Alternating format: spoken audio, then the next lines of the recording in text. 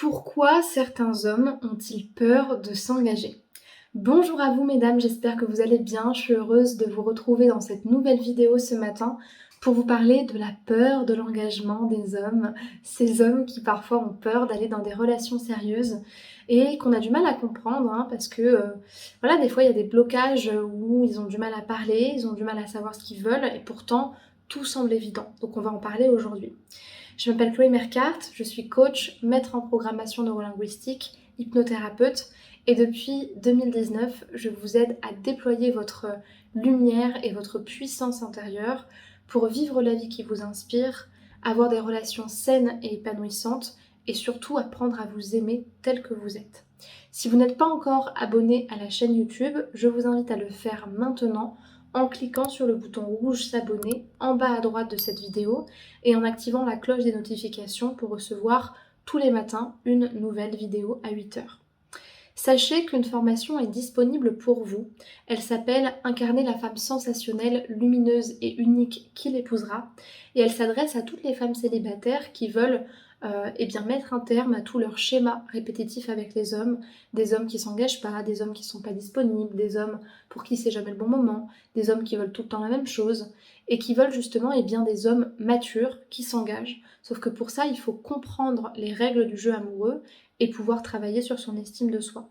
Donc pour accéder à la formation, allez dans la description de la vidéo, cliquez sur le deuxième lien qui correspond à la formation et remplissez le formulaire pour la recevoir directement par mail.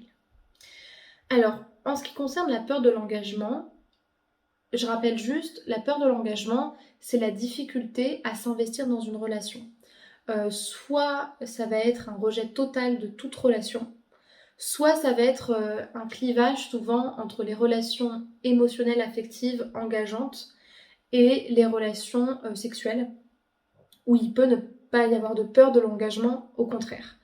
Peut-être aussi parce que quand on échange une relation sexuelle, finalement on s'engage pas tant que ça. En tout cas, on peut avoir la sensation de ne pas s'engager émotionnellement et que ça peut nous donner l'impression finalement d'être moins vulnérable parfois. Ce qui n'est pas toujours le cas chez les femmes, et ça dépend des gens. En tout cas, la peur de l'engagement, elle peut souvent survenir chez les partenaires qui ont une personnalité plutôt évitante, qui soit marquée ou non, avec une difficulté d'exprimer ses émotions, une sensation d'étouffement quand la personne est trop avec les autres et qu'elle n'a pas suffisamment de temps seule, et puis une sensation de se perdre dans les relations, avec un besoin de solitude important pour pouvoir se retrouver et pour pouvoir vraiment se réguler. En soi, quelqu'un qui a peur de s'engager et pour qui c'est pas un problème, ou qui est particulièrement évitant et pour qui c'est pas un problème, bah en fait ça le regarde et c'est pas forcément problématique. Là où ça va être problématique, c'est quand finalement vous fréquentez des hommes qui vous disent qu'ils sont attachés à vous et qui pourtant ont du mal à s'engager et que vous savez pas vraiment comment faire dans ce cas-là parce que vous savez pas quelle posture vous pouvez prendre. Après, personnellement, je ne pense pas que ce soit l'apanage des hommes. C'est vrai que c'est un cliché un peu sur les hommes, genre les hommes veulent pas s'engager, mais je pense qu'il y a autant d'hommes que de femmes qui ont peur de souffrir et que des fois, bien souvent, la peur de l'engagement, c'est pour éviter une peur de la souffrance et que peut-être il y a une majorité d'hommes qui réagit comme ça, peut-être aussi pour conserver leur liberté, là où les femmes vont plutôt chercher de la proximité et donc peut-être plus de dépendance pour avoir un besoin d'être rassurée. Mais ça dépend vraiment des personnalités, parce que moi j'ai croisé autant de femmes évitantes que d'hommes qui étaient dépendants, donc ça dépend vraiment. Donc pour moi c'est un petit peu kiff-kiff au niveau de la dispersion de cette peur-là. Après, la raison en elle-même, elle est très simple. On a peur de s'engager parce qu'on a des blessures, parce qu'on a déjà potentiellement vécu du rejet ou de la trahison. C'est souvent quelque chose qui est lié à la blessure de rejet, quand même la peur de l'engagement.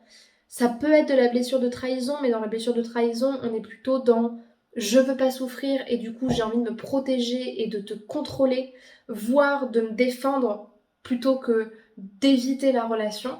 Alors que dans la peur de l'engagement, on n'est pas juste dans une défense, on est vraiment dans le rejet de la relation et le refus de s'engager. C'est pour ça que pour moi, on est plutôt dans le cadre de la blessure de rejet. Mais en soi, c'est très simple, c'est la peur de souffrir, ça peut être le manque de confiance en soi, ou au contraire la méfiance en l'autre, ce qui équivaut à peu près à la même chose. Ça peut être aussi la peur des femmes. Il y a beaucoup d'hommes qui se sentent pas à l'aise avec les femmes, qui ont eu des mauvaises expériences et qui ont peur en fait des femmes. Ils savent pas vraiment comment gérer. Ils ont peut-être des fois un manque de maturité qui font qu'ils ont du mal à faire un choix. Ça peut souvent être le cas dans un manque de maturité, peu importe l'âge, on peut avoir 50 ans et avoir du mal à faire un choix, parce que ça c'est pareil, quelque chose dont on ne parle pas, c'est pour ça que pour moi c'est pas quelque chose qui est l'apanage des hommes, mais l'engagement, ça demande de faire un choix, et c'est pas évident en fait de faire des choix quand on a envie d'avoir mille et une relations, quand on a envie de vivre la vie à pleines dents. Il y a des personnes qui ont plus de mal que d'autres à sélectionner et ça leur convient pas toujours aussi ce mode de fonctionnement là. Et puis ça peut être aussi la conséquence d'une difficulté à se trouver dans son identité d'homme. Si je ne me trouve pas moi, si je ne me reconnais pas, si j'ai pas la sensation de m'être trouvé et accompli, c'est plus difficile d'être disponible pour quelqu'un. Là où le dépendant, lui, il va complètement se renier et tout de suite se fondre dans la relation avec l'autre. Finalement, les personnes qui évitent la relation, qui évitent l'engagement, c'est des personnes qui se cherchent et qui ont besoin d'espace et de temps pour se trouver, même si parfois ça prend trop de temps. Euh, donc voilà, ça peut vraiment être les raisons principales de cette peur de l'engagement. Si vous avez des questions sur le sujet, je vous invite à me les laisser par écrit dans les commentaires ou à me faire part de vos expériences ou des choses que vous souhaitez me partager pour que je puisse vous lire et vous répondre. Si vous souhaitez travailler avec moi en coaching sur une ou plusieurs séances, ce que je vous invite à faire, c'est à réserver un appel gratuit de 15 minutes avec moi en cliquant sur le premier lien dans la description de la vidéo, en choisissant votre créneau et en remplissant le formulaire. Ça nous permettra de discuter de votre situation problématique, également de mieux justement savoir ce que vous voulez changer, et puis on pourra aussi discuter de mon cadre de travail et de la manière dont on travaille en coaching. Et puis enfin, pour les personnes qui veulent me parler en privé ou qui veulent rejoindre d'autres de mes réseaux sociaux pour suivre mon contenu quotidiennement, sachez que vous avez le compte Instagram qui est très actif, le compte TikTok aussi où je vais faire pas mal de live, également mon compte Facebook et puis le podcast S'aimer plus sur Spotify dans lequel vous avez un podcast par semaine sur les thématiques amoureuses et l'estime de soi. Donc je vous remercie pour votre attention et je vous souhaite une bonne journée en vous disant à une prochaine vidéo. Prenez soin de vous et à bientôt.